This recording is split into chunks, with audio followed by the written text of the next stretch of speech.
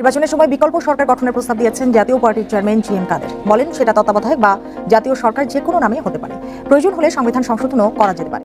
যদি প্রয়োজন হয় সংবিধান পরিবর্তন করতে পারেন, সংবিধান পরিবর্তন ছাড়াও করা যায়, এমনি করলে পরে সংবিধান কারেকশন করে দেওয়া যায়, অনেক কিছু করা যায় যদি ইচ্ছা থাকে, সদ ইচ্ছা থাকে। সরকার প্রধানের ইচ্ছা অনিচ্ছার বাইরে কিছুই অসম্ভব। এটা বাইরে একমাত্র আর কি হতে পারে। সমস্ত যে কোনো ইনডাইরেক্ট হোক না যা বাস্তব হলো, সমস্ত প্রতিষ্ঠান এখন এক ব্যক্তির নিয়ন্ত্রণে আছে। বলেন নির্বাচনী সরকারেও আমূল পরিবর্তন আনতে হবে, প্রয়োজন হলে সংবিধান সংশোধন করতে হবে। আমি মনে করি প্রয়োজন আছে। বর্তমান সিস্টেমে কোনো জবাবদিহিতামূলক নির্বাচন হবে না, জবাবদিহিতামূলক সরকার হবে না, পরবর্তী সরকারও জবাবদিহিতামূলক হবে না, এক না একমাত্র চালু থাকবে। এটা দেশ ও জাতির জন্য কল্যাণকর হতে পারে। প্রধানমন্ত্রী একটা কথা বলেছিলেন, কারণ আমি তো তখন কিছুটা জড়িত ছিলাম। আমি নির্বাচন করে 15 ফেব্রুয়ারি করিনি, পরেটা করেছিলাম। আমরা সবাই বর্জন করেছিলাম। চিরজীবনের জন্য হলে এটা দরকার আছে।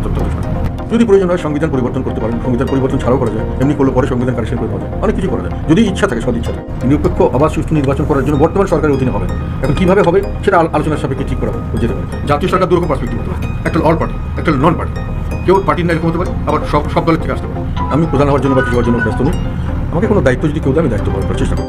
বাংলাদেশের সংবিধান তত্ত্বাবধায়ক সরকার অনুমোদন করে না। এই ব্যবস্থায় ভোট চাইলে সংবিধান বদলাতে হবে বলেছেন আন্তর্জাতিক পর্যবেক্ষক দলের সদস্য চেরি এল ইসলাম। তত্ত্বাবধায়ক সরকার ছাড়া নির্বাচন হবে না, আর তত্ত্বাবধায়ক সরকার ছাড়া জনগণ ভোট দিতে যাবে না। কারণ ভোট দিতে যাওয়ার লাভটা কি?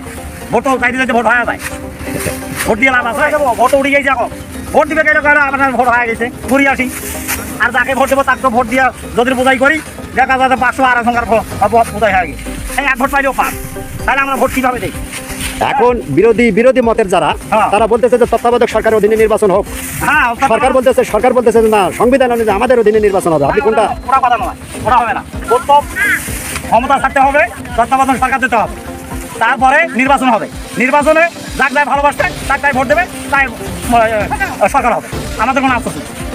এবার সংবিধান সংশোধন করে তত্ত্বাবধায়ক সরকারের আহ্বান জানান জি.এম. কাদের। তিনি বলেন, নিরপেক্ষ ও তত্ত্বাবধায়ক সরকার ব্যতীত সুষ্ঠু নির্বাচন সম্ভব নয়। এজন্য সুষ্ঠু নির্বাচনের স্বার্থে শেখ হাসিনাকে পদত্যাগ করে নিরপেক্ষ সরকারের কাছে ক্ষমতা হস্তান্তর করতে হবে।